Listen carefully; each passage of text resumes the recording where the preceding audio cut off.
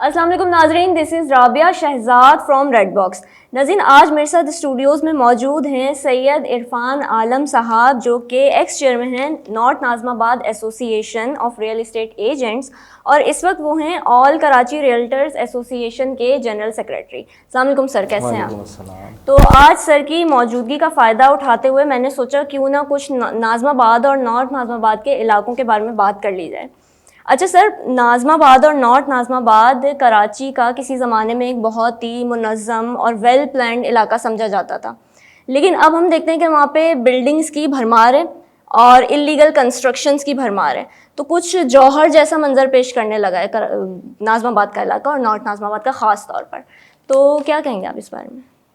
देखिए, पहले तो ये कि मैं आपको बताऊं कि नॉर्थ अहमदाबाद की जो सबसे पहली शनाख्त है वो ये है कि पूरे पाकिस्तान के अंदर 100% लिटरेसी रेट रखने वाला इलाका, जिसकी एक अपनी एक सिंबल है। और दूसरा, जब पाकिस्तान का दारुल खिलाफा कराची हुआ करता था 60s के अंदर, तो उस वक्त नॉर्थ अहमदाबाद जो है वो एक बेहतरीन किस्म का वेल प्लान करके डिज़ाइन किया गया था, जिसको 1956 के अंदर जो है इसकी जो है वो अलॉटमेंट शुरू हुई थी।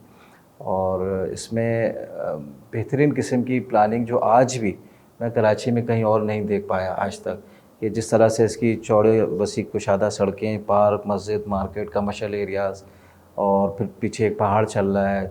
एक इंतहाई खूबसूरत इलाक़ा और अपनी खूबसूरत नुमाया जो खसूसियात है उसके हवाले से पूरे पाकिस्तान में जाना माना जाता है। चूँकि एक बहुत खूबसूरत इलाक़ा है, शहर का मरकज़ है और एक बेहतरीन महल वक़ूफ़ है, तो जब डिफेंस 90s के अंदर आबाद नहीं हुआ था और लोगों ने डिफेंस की तरफ मूव करना शुरू नहीं किया था, तो नॉर्थ अहमदाबाद एक पॉश एरिया और एक वेल सेटल एरिया जहाँ लोग ड्रीम करते हैं कि जी मेरा घर होना चाहिए, उन एरियाज़ में शुमार होता है। जैसे जैसे वक्त गुज़रा, चूँकि नॉर्थ अहमदाबाद स्कीम 2 जो है वो लॉन्च हो चुकी थी और उसमें नए प्लॉट्स तो नहीं आने थे, लोगों की ख्वाहिशात थी कि हम इस जगह पे अपना घर बनाएं।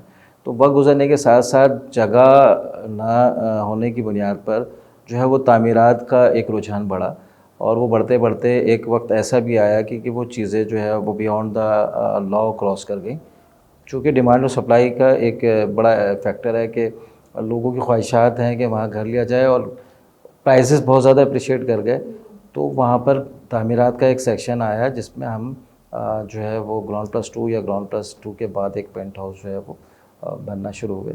और मैं समझता हूँ कि ग्राउंड प्लस 2 बनना और उसके ऊपर पेंट हाउस भी डलना किसी भी किस्म का कोई इलीगल तामीरात में शुमार नहीं होता, अनटिल अनलेस कि आप उसके अंदर मज़ीद कोई और बाइफिकेशंस करें, आप उसमें छोटे छोटे से जो है वो दड़बे नुमा उसमें अपार्टमेंट्स बना दें या पोर्शंस बना दें।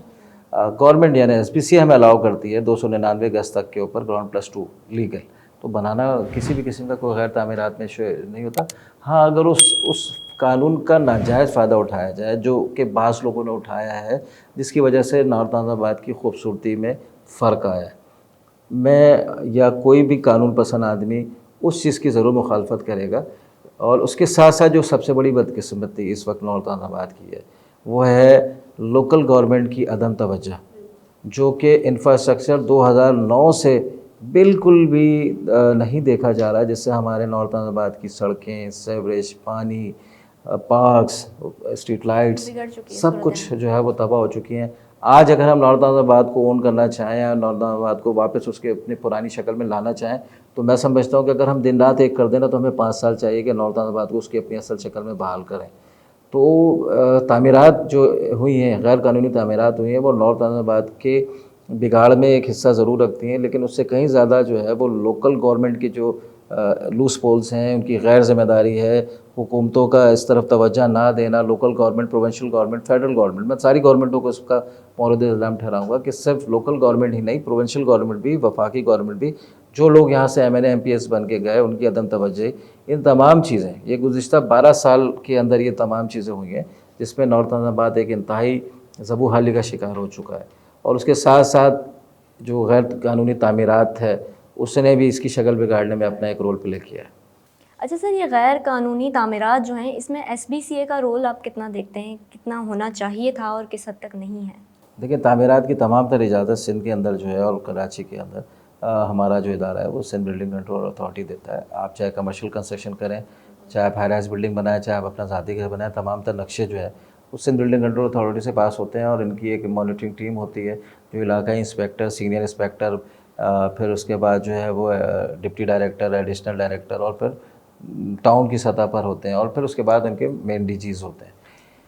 कोई भी चीज़ इनके लिए में बखैर नहीं होती, तमाम चीज़ें इनके लिए में होती हैं, लेकिन एक नेक्सस बना हुआ है, एक कार्टेल बना हुआ है कि आँख बंद करने के लिए आपको पता है कि क्या किया जाता है, कि वो आँख बंद कर लेते हैं और उसके बाद वो तामीरात हो जाती हैं।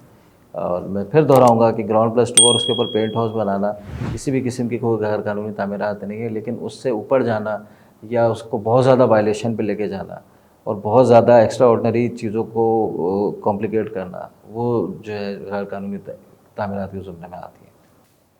अच्छा सर, इस वक्त अब हम अगर बात करें इन्वेस्टमेंट की, तो इन्वेस्टर्स के लिए नॉर्थ नाज़िमाबाद में क्या अपॉर्चुनिटीज़ हैं, क्या एडवाइस करेंगे आप? नॉर्थ नाज़िमाबाद में अच्छे मेयारी प्रोजेक्ट की आज भी ज़रूरत है। बिल्डर्स जो हैं हमारे, जो इस वक्त डिफेंस में काम कर रहे हैं, या क्लिफ्टन में, या शार फैसल में, या बहादुराबाद में, उन तमाम बिल्डर्स के लिए आज भी नॉर्थ नाज़िमाबाद के अंदर बहुत अच्छी अपॉर्चुनिटी है, क्योंकि नॉर्थ नाज़िमाबाद एक वेल इकनॉमिकल और लोगों की जो जीडीपी मैं कहूँ, जैसे आप जीडीपी समझ लें, जो उनकी फाइनेंशियल पोजीशन है वो बेहतरीन है। पाकिस्तान के वेल इकनॉमिकल वर्थ रखने वाले लोगों के ऊपर मुश्तमिल है। अच्छा अपार्टमेंट, अच्छा प्रोजेक्ट आज भी नॉर्थ नाज़िमाबाद में आएगा तो वो हाथों हाथ बिकेगा, क्योंकि आज भी यहाँ लोगों की ख्वाहिश है, डिमांड्स हैं, और अच्छे प्रोजेक्ट के वो मुंतज़र रहते हैं। नॉर्थ नाज़िमाबाद में जब भी अच्छा प्रोजेक्ट आया है तो उसके बिकने में महीने नहीं, हफ्तों में वो प्रोजेक्ट बिक जाता है। तो जितने हमारे बिल्डर्स हैं जो कराची में अच्छा नाम रखते हैं, तो नॉर्थ नाज़िमाबाद और नाज़िमाबाद दोनों आज भी बहुत पुरकशिश इलाका है। सही।